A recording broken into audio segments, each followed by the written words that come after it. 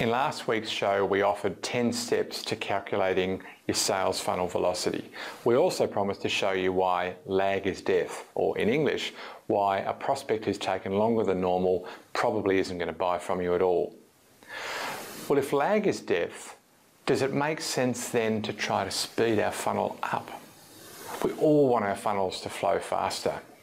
In fact, in a recession like the one that we're exiting now, the global financial crisis, sales cycles blow out, that is, they take longer. Do they really take longer? Or is it just that we're failing to recognise that the buyer has taken, that buyers who were never going to buy are still filling our funnel? So it makes it look like they're taking longer on average, but maybe normal is normal, and it's just that we've got a funnel full of buyers who are never going to buy. That's an argument perhaps for another day. But let's take a look at the effect of speeding your funnel up. What actually happens when you try to help buyers go a little faster than normal. And we'll also do what we actually promised in last week's show, which is to show you why lag is death. I just viewed the video and I realised that we failed to do that last week. We got so caught up in showing you the mechanics of how to calculate your sales funnel, we forgot to actually show you why lag is death. So we'll do that as well in this week's show. Funnel Vision is brought to you by Math Marketing, creators of the funnel plan. Math Marketing is the source of the 1, 2, 3 of B2B. Well, we all want our funnels to flow faster. And as I mentioned at the top of the video, in a recession, buyers look like they're going a little more slowly. I argued as well in the top of the video that maybe they're not really going more slowly, just that we've got a funnel full of buyers who are never going to buy and they make our averages look poor. But what about trying to speed them up? That's what we want to talk about this week.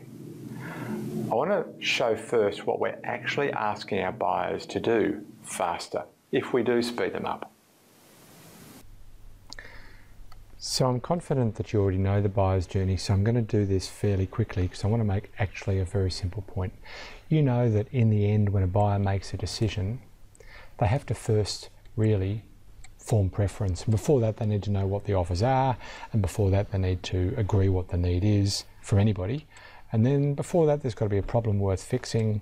Before that, they might be interested in the subject, but they don't really agree there's a problem yet. Before that, they might know who the players are. Before that, they don't. So that's the buyer's journey backwards. Of course, the buyer's journey really goes forward. Here's my point though. Which of those stages are you asking the buyer to go through faster? Because really we talk about accelerating the funnel, but we sort of forget the buyer. And we think about, well, let's us go faster. It takes the buyer as long as it takes to move through each of those stages. Certainly you can do a few things to lighten their load, to make it easier for them to progress. But be really, really careful that you're thinking about the buyer and not just you, the seller. Are we really of the view that we can make a buyer go faster, or are we just trying to close harder? Because you know that that is doomed to fail.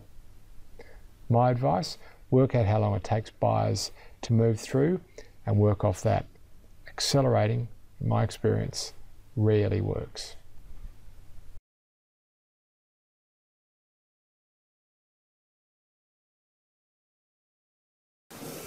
So let's lose the theory and get really practical. Forget about what I'm saying or anybody else argues about how you should measure. The simple thing to do is to take a look at your CRM data, remove all deals that are still alive because you don't know whether you're going to win them or lose them and therefore which bucket to count them in, and look at the average time that it's taken buyers to move from stage to stage in the funnel for wins, and look at them for losses and compare the data. Now, what I forgot to do last week, I'm going to do now, which is to show you from a real case study why lag is death. So let's come over here to a flip chart paper and let me show you very briefly what happens when a buyer takes longer than normal.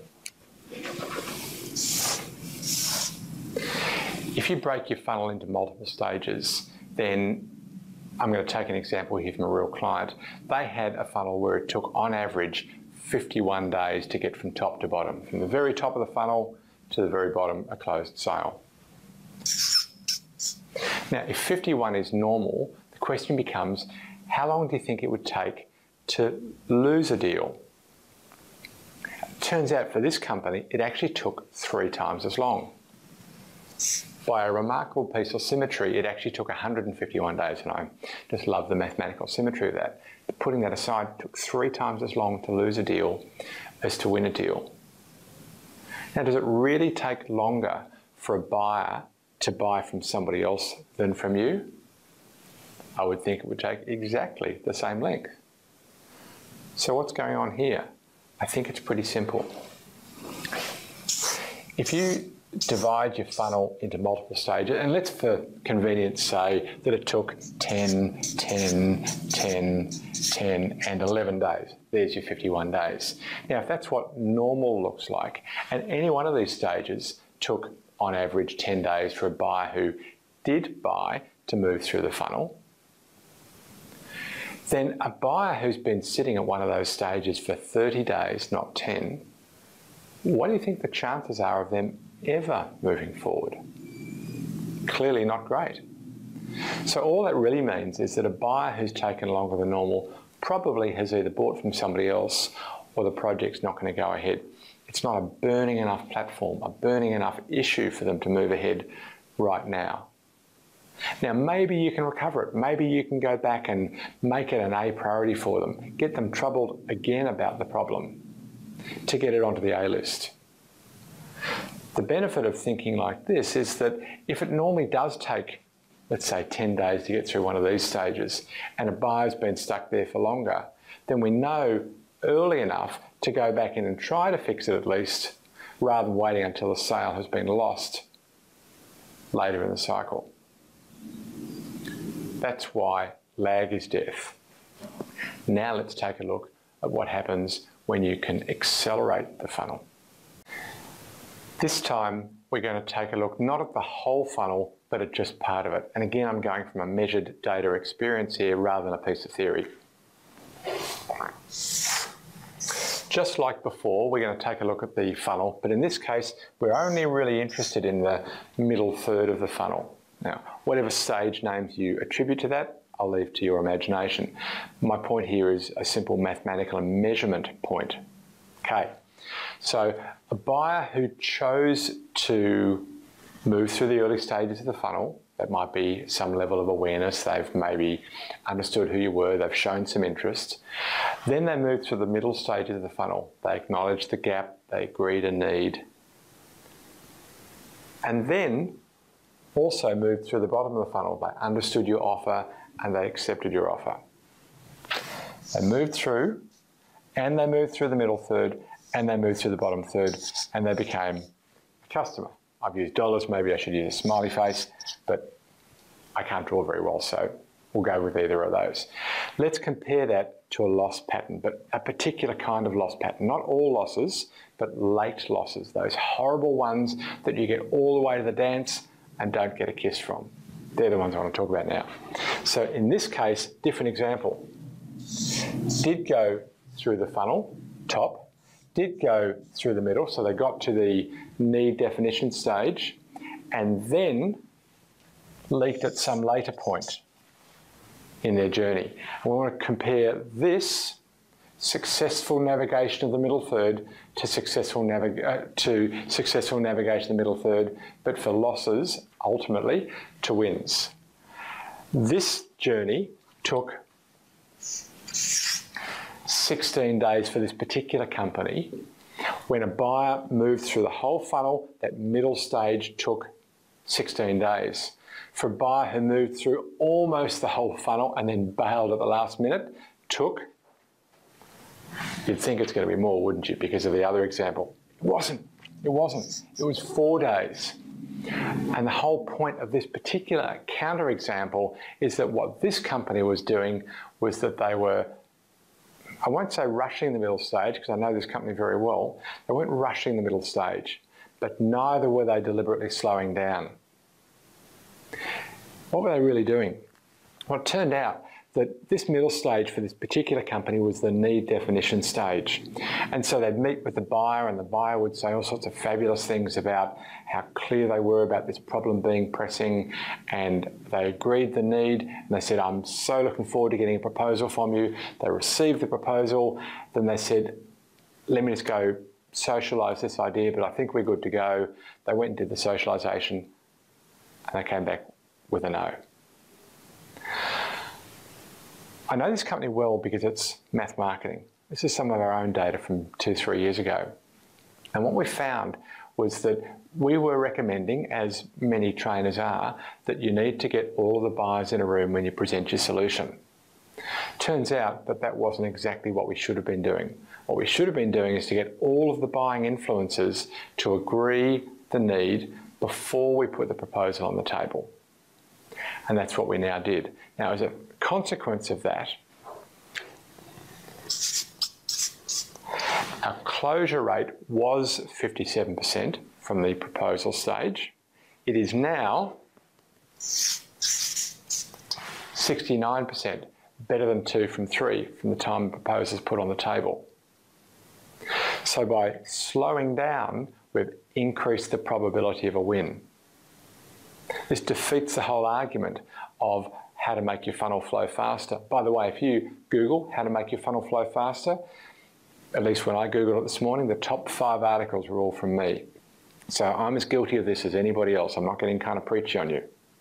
What I'm saying is what the data tells me is that there are occasions when a buyer who's taken longer than normal is not going to buy. And there are occasions when a buyer who's taken shorter than normal is not going to buy. What you need is your data, not my data. Let's get very specific on the recommendations and draw this to a conclusion. The first recommendation would be go and read or listen to last week's blog, and specifically my 10 recommended steps. In fact, let's get them up here very briefly to show you those 10 recommended steps. Out of those 10, please don't skip any. Don't forget to rename your CRM using buyer-centric stages. And don't forget to exclude live deals. Recommendation number 2, compare your win pattern to your loss pattern. For us, we found that loss deals were taking 4 days from gap to need, whereas won deals were taking 16. Now, if, like us, you have one period where your losses showed faster progression than your wins, then work out why. So the third recommendation would be work out why your losses are different from your wins. Recommendation number 4, make a change. Now for us, that meant slowing down at the need agreed stage and getting all stakeholders to agree the need before we make the proposal. Number 5, now this is not a recommendation, but reflect on your own experiences. If you're a current client of Math Marketing, you've probably seen us do this. We only submit proposals once the buying influencers have agreed the need. So my 5th recommendation would be employ the fix that's going to address your black hole. That's it on the conclusions. I'm recommending not that you take specific steps to mirror what we or other clients have done. Rather, I'm recommending you find where the black holes are and to fix them. Well, if you enjoyed this blog, then likely you'll enjoy others. If you haven't already, can I invite you to subscribe to receive this blog.